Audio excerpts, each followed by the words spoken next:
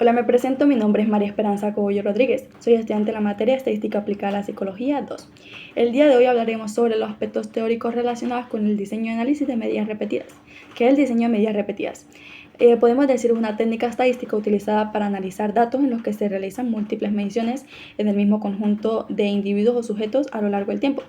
La idea principal detrás de esta metodología es la comparación de los cambios en las mediciones dentro del mismo individuo.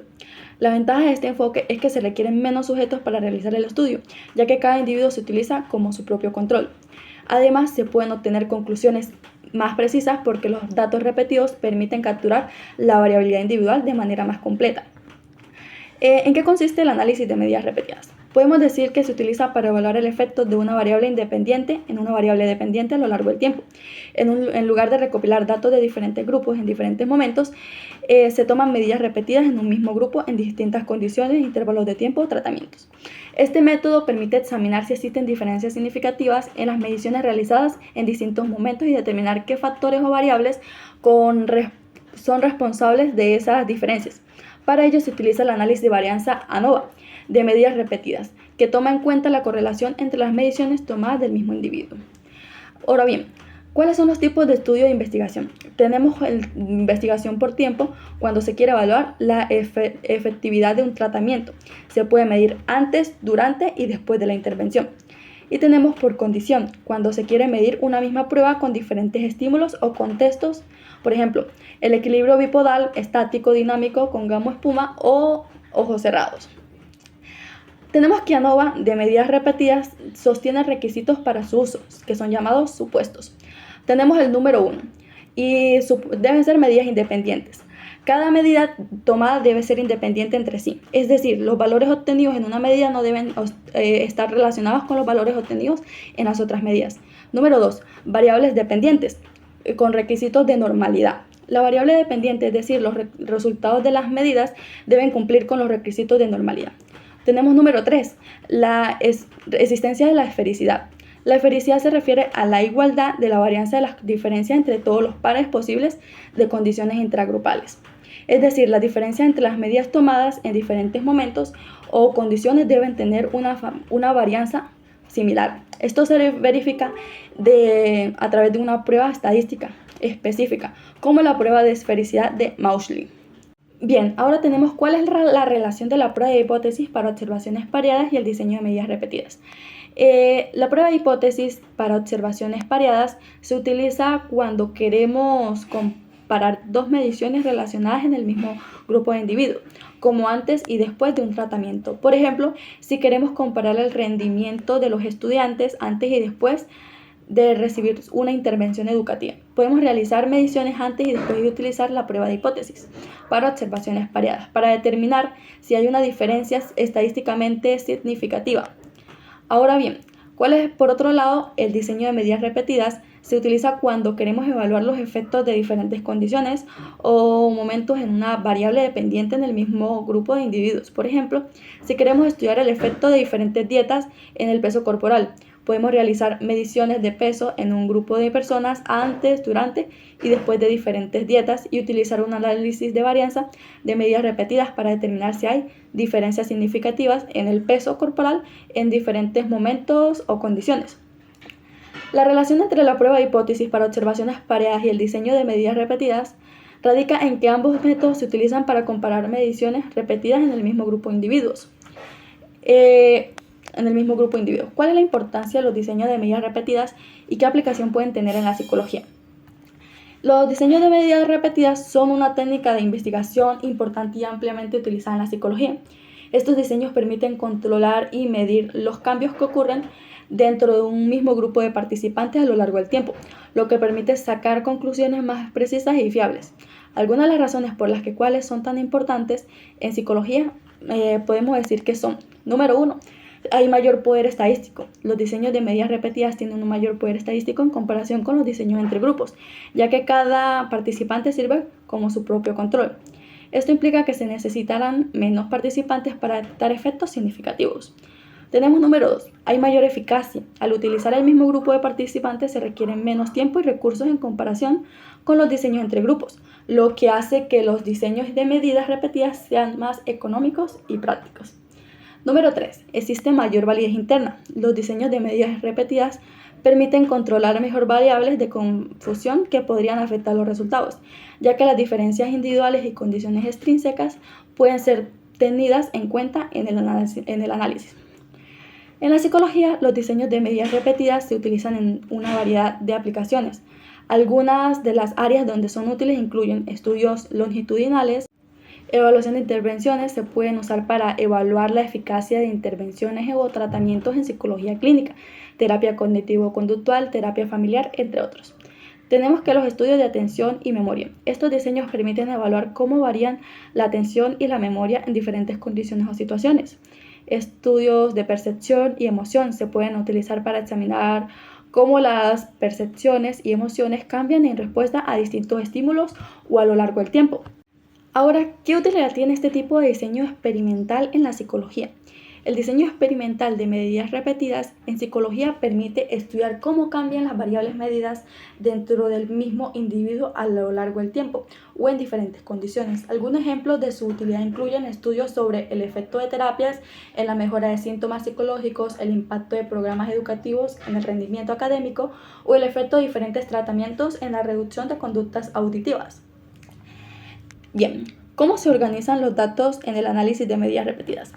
En el análisis de medidas repetidas, los datos se organizan en una matriz donde cada fila representa a una participante y cada columna representa una medida repetida en el tiempo o en diferentes condiciones. Por lo general, también se incluye una columna para identificar a cada participante y otra para la variable independiente o condición de estudio. ¿Cuál es el modelo lineal y la hipótesis a contrastar en el análisis de medidas repetidas? Tenemos que el modelo lineal utilizado en el análisis de medidas repetidas es el modelo de efectos mixtos, que tiene en cuenta tanto los efectos fijos como los efectos aleatorios. Las hipótesis a contrastar incluyen la existencia de efectos principales y efectos de interacción entre la variable independiente y el tiempo o las condiciones. Tenemos que ¿cuál es la estructura de la tabla NOVA para el análisis de medidas repetidas? Está la estructura de la tabla NOVA para el análisis de medidas repetidas, que incluye las fuentes de variación entre sujetos, entre condiciones y residuos, los grados de libertad correspondientes a cada fuente de variación, la suma de cuadrados, los promedios de cuadrados, los estadísticos F y los valores P asociados. Bien, esta es la parte más importante. Tenemos la solución de un ejercicio de medidas repetidas. Tenemos que este será un caso clínico ANOVA de un factor de medidas repetidas. Entonces, en este caso deseamos comprobar el efecto de un tratamiento utilizando funciones e inyectando una corriente eléctrica en pacientes que han sufrido una rotura del talón de Aquiles. Para ello se registrará el área de fibrosis presente en la cicatriz a las 24 horas de comenzar el tratamiento, después de 7 días y tras un mes del comienzo del mismo. El primer paso en nuestro ejercicio es identificamos el tipo de variables del que se dispone en el caso clínico. Tenemos que nuestra variable dependiente es el área de fibrosis presente en la cicatriz. Es cuantitativa continua, una escala de Rezón. Y nuestra variable independiente es el tiempo en que efectuamos la medición.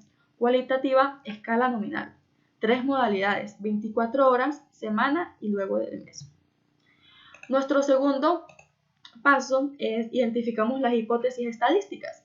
Tenemos que H0 dice, no existen diferencias estadísticamente significativas en el área de fibrosis presente en la cicatriz entre los diferentes instantes temporales. Y H1 dice que existen diferencias estadísticamente significativas en el área de fibrosis presente en la cicatriz entre los diferentes instantes temporales. Luego, nuestro tercer paso es justificamos la elección del test estadístico. Elección del test. En este caso clínico será ANOVA de un factor de medidas repetidas, ya que nos tenemos una variable dependiente cuantitativa y una variable independiente cualitativa, que genera 3 modalidades. Tenemos 24 horas, semana y mes. Se trata de un análisis de medidas repetidas, puesto que son los mismos sujetos a los que se le efectúan las 3 mediciones del área de la fibrosis en los instantes temporales. No nos encontramos con grupos independientes. Ahora nuestro cuarto paso es ¿qué supuestos deben cumplirse en este caso? Los supuestos son, deben cumplirse el supuesto de normalidad y el supuesto de esfericidad. Entonces definimos que la normalidad puede comprobarse o la podemos comprobar con los test de Coleman-Brown, Smart y Shapiro-Wilk. En el caso concreto de nuestra muestra, tras realizar el test de Shapiro-Wilk, obtenemos los siguientes valores. Esto es realizado ya en un programa de software. Tenemos número 1. El área de fibrosis a las 24 horas es un p-valor igual a 0,153. Tenemos que el número 2, el área de fibrosis a la semana, el p-valor sería de 0,124. Y por último, el área de fibrosis al mes, el p sería igual de 0,696. Por tanto, determinamos que se cumple el supuesto de normalidad. En caso de que no se cumpliera la ANOVA, es robusto y podríamos efectuar el test. No obstante, podríamos identificar y en caso de que corresponda eliminar valores atípicos, outliers, o B, transformar los datos. C, utilizar la prueba no paramétrica correspondiente, que sería el test de Freiman y comparaciones por pares de Wilcox ajustado al error de alfa. El supuesto de esfericidad se comprueba con la prueba de esfericidad de Mausling. Con los datos de nuestra muestra obtenemos un valor de P igual a 0,274, por lo que se cumple el supuesto de esfericidad, siendo el más importante. En caso de que no se cumpliera, podríamos realizar una aproximación univariada con un ajuste de los grados de libertad y calculando los estadísticos F alternativos, como el límite inferior de Greenhouse, Geyser o el de Young-Ferrell como segunda alternativa. Podría también efectuarse una aproximación multivariada del análisis. Bien, ahora tenemos un ejemplo de caso sobre cuál es el paso a paso para la solución de un ejercicio en el análisis de medidas repetidas. Es importante tener en cuenta que esto es un video explicativo solo sobre los pasos a realizar. Ejemplo de medidas repetidas para un factor. Este es el ejercicio. Este caso se refiere al estudio más simple en el que se analiza una única variable en diferentes momentos temporales. En este estudio, llevado a cabo en el año 2013, se investigó el efecto de distintas terapias, conductual, farmacológica y neurofeedback, en el tratamiento del TDAH, trastorno por déficit de atención e hiperactividad. La variable dependiente utilizada fue el cociente entre las ondas cerebrales Z y beta, que sería en el ratio de Z y B, que indica el grado de atención. La muestra consistió en 41 niños de entre 7 y 16 años y se realizaron 3 mediciones, antes del tratamiento, después del tratamiento y en el seguimiento. A continuación se presenta una muestra resumida de los datos originales. Como podemos observar, encontramos la terapia, donde está el farmacológico conductual y el neurofeedback. Tenemos el sexo, tenemos el número 12 de niños, tenemos la edad de los niños, tenemos el ratio de Z y beta pre, ratio de Z y beta post y el ratio de Z y beta seguimiento. Continuamos con el modelo ANOVA para medidas repetidas. Aquí están los datos ingresados, nos vamos a hacer la parte de la software SPSS, en la parte de analizar y ingresamos en el modelo lineal general. Hacemos clic en medidas repetidas y luego continuamos. Tomamos el tiempo como factor intrasujetos y como medida la ratio Z beta de las ondas cerebrales. Aquí la parte del software nos pide cuáles son las medidas repetidas, definir los factores. El nombre del factor intrasujetos lo consideremos como el tiempo. No tenemos nivel específico, entonces tomaremos como el tiempo 3. Aquí en esta parte, el nombre de la media, tomamos el ratio de Z y beta. Definimos. Realizamos clic en añadir, luego en definir y completamos en el cuadro de la derecha. Variables intrasujetos, las distintas mediciones de las ondas cerebrales. Continuamos y seguimos con el software de SPSS, las medidas repetidas. Aquí nos permite cuáles son las variables intrasujetos que dijimos que era el tiempo. Tenemos terapia aplicada, el sexo del niño y las edades. Le ingresamos todas las variables y las tenemos aquí y le damos a aceptar. En una misma instancia optamos por lo más sencillo, solo presionamos aceptar en el software. O conseguimos esta tabla donde están todos los estadísticos descriptivos del caso. Nos da la media y la desviación estándar.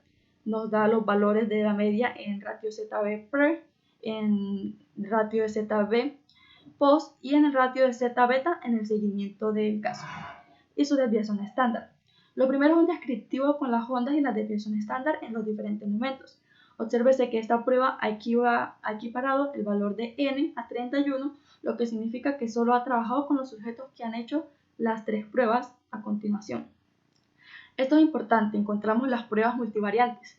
Esta nos da el efecto, el valor, los grados de hipótesis, los grados de error de la muestra.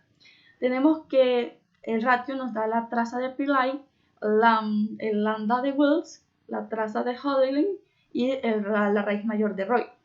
Tenemos los grados de hipótesis donde nos da que 2000, 2000, 2000, 2000, es decir, valores iguales. Y el grado de error sí nos sigue dando valores iguales, que sería lo más importante aquí en esta parte. Es decir, tenemos que el número A, el diseño de intersección, diseño dentro de los sujetos, ratio ZB. El estadístico es exacto. Ya tenemos una primera prueba multivariante que nos permite constatar la hipótesis de igualdad de las tres medias. Podemos elegir cualquiera de estas estadísticos, por ejemplo, la lambda de Wills, que nos indica de la misma manera que los otros que podemos rechazar la hipótesis de igualdad de medias. La ratio de las ondas Z-beta es diferente en los distintos modelos aplicados. Además, en esta prueba multivariante tenemos otras de carácter univariante, más limitadas y que exigen el supuesto de esfericidad, que viene a decir que los valores en los distintos momentos de ratio ZB no correlacionan entre sí. Por lo tanto, en primer lugar se comprueba esta condición, donde encontramos la prueba importante, la prueba de esfericidad de Moseley. Tenemos las medias, el efecto intersujetos, tenemos la prueba de Moseley, el chi cuadrado, los grados de libertad y el peso, el límite inferior de la muestra.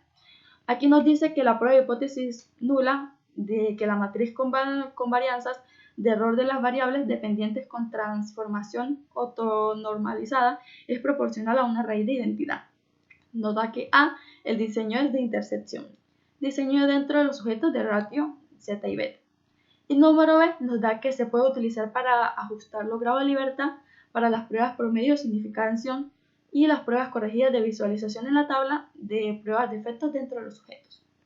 Es decir, se cumple la condición de esfericidad de Moseley, ya que la probabilidad asociada es de 0.220.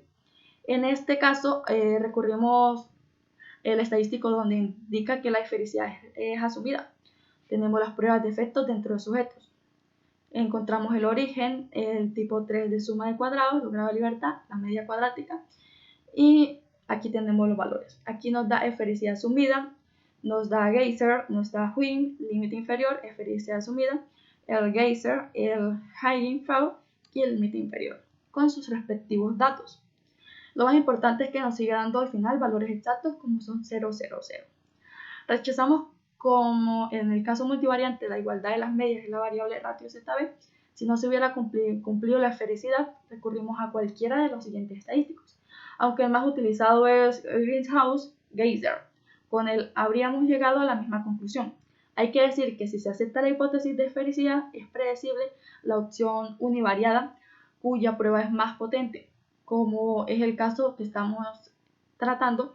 En caso de no cumplirse la esfericidad, es indiferente el procedimiento multivariado o univariado. Si deseamos un gráfico de los resultados, hacemos clic en gráficos, estando en el software SPS. Es importante tener en cuenta que aquí ya tenemos el ejercicio, el caso resuelto, y ya tenemos un capture de la parte estadística del software, donde están introducidos los valores. Encontramos el tiempo y le damos continuar. Introducimos el factor del eje horizontal y a continuación damos añadir. Le damos tiempo y continuamos. El resultado es, tenemos medias marginales estimadas del ratio ZB, donde encontramos que el tiempo tuvo una pequeña elevación, llegando a los 2500, pero de ahí tuvo una mayor elevación, es decir, un aumento considerable, donde las medias marginales estimadas llegan hasta 2700. Encontramos que también existe las pruebas post-hot. Como en todo análisis de varianza, el rechazo de la hipótesis H0 no implica que todas las medias sean diferentes, sino que no todas son iguales. Hay que proceder a un segundo análisis para comprobar cuáles son iguales y cuáles no. En estas pruebas hay que tener cuidado y no recurrir a la pestaña donde pone post-hot, ya que aquí lo tienen reservado para las comparaciones de medias del factor intergrupo, como veremos más adelante. En nuestro caso, para comparar las medias del factor intragrupo, hemos de ir a la pestaña menos intuitiva, que es opciones. Aquí tenemos medias repetidas. Estamos la variable intrasujetos tiempo, ¿verdad? Introducimos las variables y le damos opciones.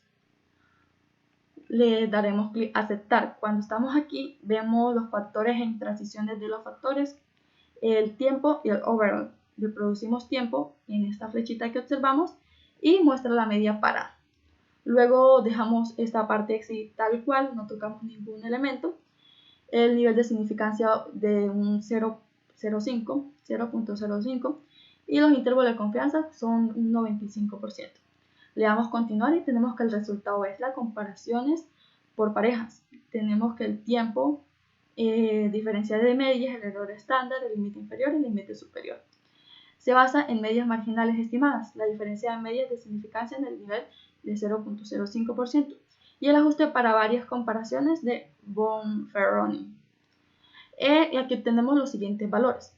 Tenemos valores diferentes en la diferencia de medias, en el error estándar también varían los resultados y aquí en el límite inferior, que es importante, no tenemos resultados iguales, es decir, ha cambiado un poco el caso.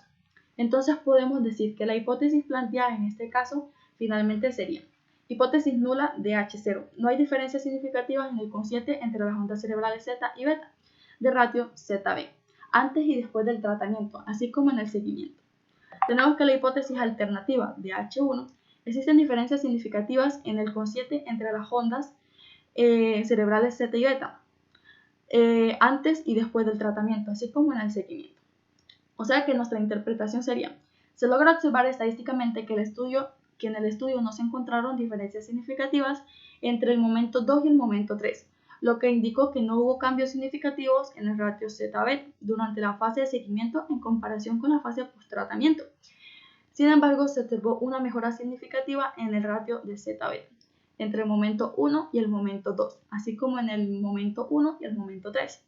Estos resultados sugieren que el tratamiento tuvo un efecto positivo en los síntomas del TDAH, ya que se observó una mejora en el ratio Z-beta después del tratamiento y esta mejora se mantuvo durante la fase de seguimiento. La falta de cambios significativos entre la fase post y la fase de seguimiento indica que los niños no experimentaron una recaída en los síntomas del TDAH varios meses después del tratamiento, lo cual es una buena noticia, resaltando la importancia del tratamiento ya que demuestra que los niños mantuvieron los beneficios obtenidos a largo plazo y no experimentaron un empeoramiento de los síntomas del TDAH. Este es un ejemplo muy resumido sobre cómo serían los pasos en el software de SPS para encontrar los resultados en un caso de medidas repetidas. Bueno, esto ha sido todo sobre mi exposición. Muchas gracias por su atención, espero haya sido de su agrado. Gracias.